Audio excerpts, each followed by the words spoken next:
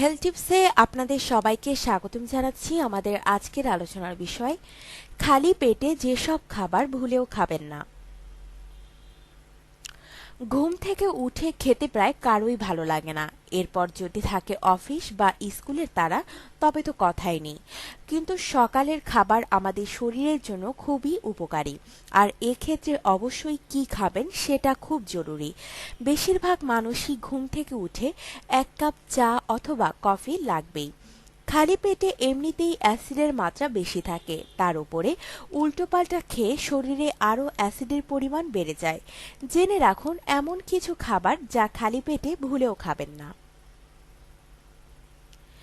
বিশেষ কিছু ঔষধ।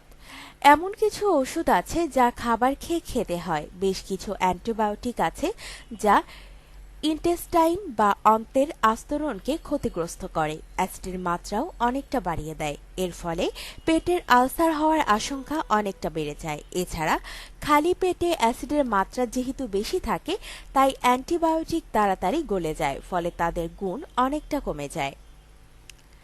কফি। সকালে উঠে অনেকেই 1 কাপ গরম কফি নিয়ে বসেন, কিন্তু এটা মোটেই ভালো স্বভাব নয়। খালি পেটে কফি মারাত্মক হতে পারে। অ্যাসিডের মাত্রা অনেকটা বাড়িয়ে দেয়া ছাড়াও হরমোন ইমব্যালেন্স হতে পারে। এর ফলে স্ট্রেস আর উদ্বেগের মাত্রা অনেকটা বেড়ে যায়। দই।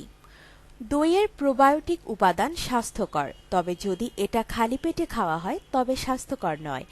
দইয়ে থাকা ভালো ব্যাকটেরিয়া পাকস্থলীর আবরণের রসের সাথে মিশে পেটকে খারাপ করতে পারে।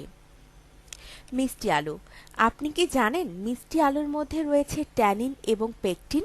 এটা বেশি পরিমাণে অ্যাসিড নিঃসরণ করে পাকস্থলীর দেয়ালকে সংকুচিত করে, এর ফলে বুক জ্বালাপোড়া হয়। কলা।